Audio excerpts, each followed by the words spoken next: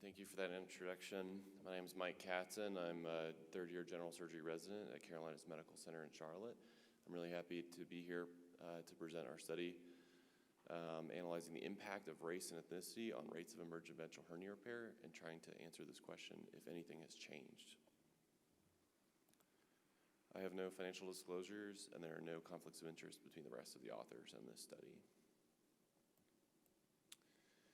Ventral hernia repair is one of the most common operations performed by general surgeons, and morbidity and mortality following this procedure has been reported to be increased 2 to 15 times in the emergent setting compared to non-emergent.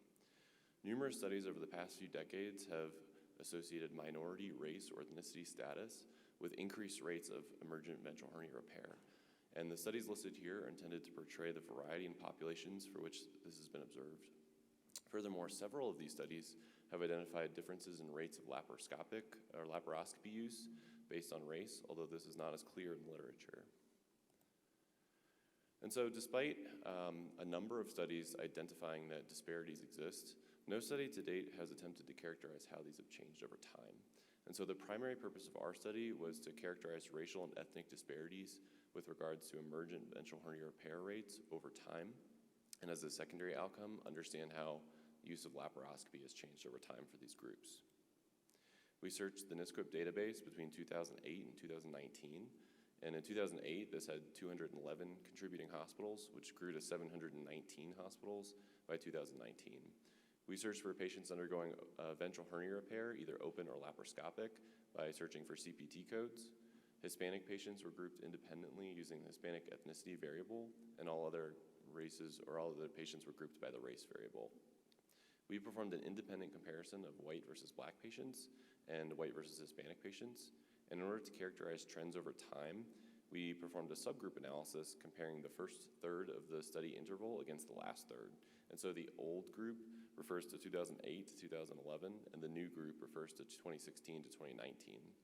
We then performed multivariable analysis of the risk for emergent ventral hernia repair and created a propensity-matched comparison using patients in both time periods. Here we can see an overview of the racial and ethnic proportions for all the ventral hernias identified between 2008 and 2019. So there were over 410,000 open cases, 255,000 laparoscopic, and of these cases combined, almost 31,000 were performed emergently. We can see that for both open and laparoscopic cases, a majority of patients were white, followed by black, then Hispanic. Looking at rates of emergent ventral hernia repair outlined in red, when compared to white patients, each of the following groups had a significantly increased rate of emergent ventral hernia repair, except when comparing white versus Asian patients. Here we can see the proportions of emergent ventral hernia repairs for each group.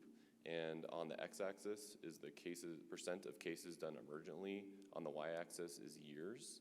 We have open cases represented by the solid lines, and the dotted lines represent laparoscopic cases. Finally, blue is Caucasian patients, green is Hispanic patients, and red is black or African American patients. When we compared rates of each individual year in these groups against each other, we found that white patients had significantly lower rates of emergent ventral hernia repair for each year, except in 2012, comparing white versus Hispanic patients, where the p-value was 0.06. Comparing trends over time now, comparing time periods for each respective group, we noticed several trends. And so starting with the percent of emergent ventral hernia repair, within each group, this rate actually decreased over time. When we compared rates between groups, however, black and Hispanic patients both had significantly higher rates of emergent ventral hernia repair compared to white patients in both time periods. And we'll revisit these rates in just a couple slides. With regards to laparoscopy, the use of laparoscopy, or the proportion of laparoscopic cases, increased over time for each group, but was significantly lower in black and Hispanic patients compared to white patients. There were also differences in age, and black and Hispanic patients were noted to be significantly younger than white patients in both time periods. There were also differences with regards to sex, BMI, smoking, and ASA class between groups and time periods. We therefore performed a multivariable analysis looking at odds for emergent ventral hernia repair. We did this for all patients and then again for patients in each of the time periods, and found that all the covariates entered into the model, of which all are listed here, were significant. Outlined in red, we can see that Black and Hispanic patients had increased odds for emergent ventral hernia repair compared to white patients. Other factors that were significant included older age, higher BMI, smoking status, female sex, and increasing ASA class. And so with this, we created a propensity match comparison for patients in both time periods, and here we can see propensity match white versus Black patients. We controlled for age, sex, BMI, smoking, and ASA class, which were all pretty well controlled in this model, except that BMI was statistically different, although if you look at the mean or the difference between means, it was only 0.3 for any of these groups. And so looking at the percentage of emergent ventral hernia repairs, again, Black patients in both time periods had a significantly higher rate compared to white patients. With regards to laparoscopy, however, in the old time period, Black patients had a lower rate of laparoscopy, and in the new time period, actually had a higher rate of laparoscopy compared to white patients. A similar comparison performed between white and Hispanic propensity match patients showed that Hispanic patients, similar to Black patients, had higher rates of emergent ventral hernia repair in both time periods compared to white patients. With regards to laparoscopy, again, Hispanics were found to have lower rates of laparoscopy in the old time period, but in the new time period, there was no difference between these rates. So to put all this together and better understand changes over time, we calculated these rates as a ratio between groups.